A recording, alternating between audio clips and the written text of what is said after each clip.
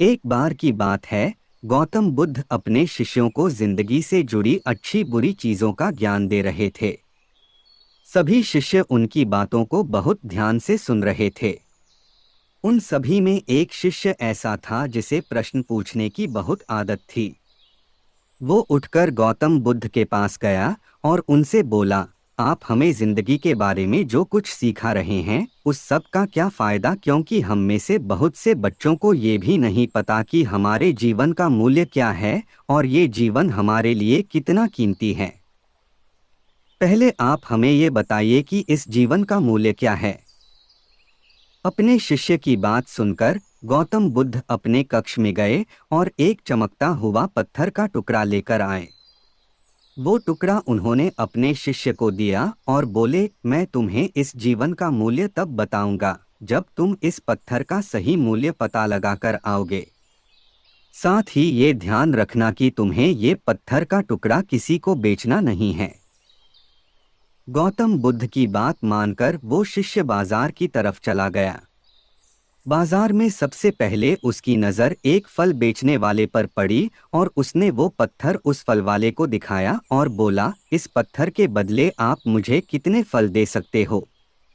फल वाला बोला, ये पत्थर कुछ खास तो नहीं है, लेकिन फिर भी इसके बदले में तुम्हें 10 केले दे सकता हूँ। वो शिष्य उस पत्थर को लेकर आगे चला गया। फिर उसे एक सब्जी वाला मिला। शिष्य ने उस सब्जी वाले से उस पत्थर की कीमत पूछी। सब्जी वाले ने उस पत्थर को ध्यान से देखा और बोला, इस पत्थर की कीमत के बदले में तुम्हें ज़्यादा से ज़्यादा एक बोरी भरकर सब्जियां दे सकता हूँ। इसके बाद वो शिष्य उस पत्थर को लेकर एक सोने के व्यापारी के पास गया। उस पत्थर की टुकड़े की चमक देखते ही उस सुनार ने उसकी कीमत 100 सोने के सिक्के लगाई। शिष्य ने वो टुकड़ा बेचने से मना किया तो वो सुनार उसके बदले 200 सोने के सिक्के देने को भी राजी हो गया। लेकिन शिष्य ने वो पत्थर नहीं बेचा। इसके बाद वो शिष्य एक हीरों के व्यापारी के पास गया और उनके सामने उसने वो पत्थर के टुकड़े को रख दिया।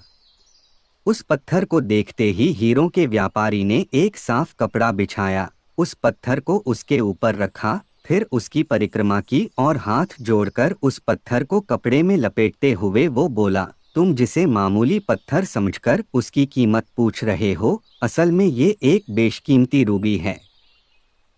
ऐसा रूबी हर किसी को नहीं मिलता। मैं अगर अपना सब कुछ बेच भी दूं तो भी इसकी कीमत नहीं चुका सकता। उस व्यापारी की बातें सुनकर वो शिष्य हैरान हो गया। वो दौड़ा दौड़ा सीधा बुद्ध के पास आया और उन्हें उसने जो कुछ भी बाजार में हुआ वो सब बताया।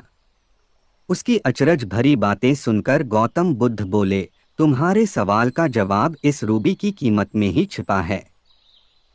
हमारा जीवन भी एक रूबी है, रूबी की तरह ये भी बेशकीमती है, लेकिन हम इस बात को हमेशा नज़रअंदाज करते हैं और अपने जीवन का मूल्य नहीं समझते।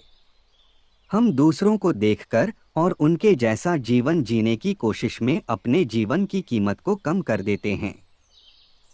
हम ये सोचते हैं कि हमारी ज़िंदगी की कीमत वही है जो दूसरे हमें बताते हैं, लेकिन ये बात हमेशा ध्यान रखना कि सामने वाला अपनी हैसियत, बुद्धि और अपनी समझ के हिसाब से तुम्हारी कीमत लगाता है।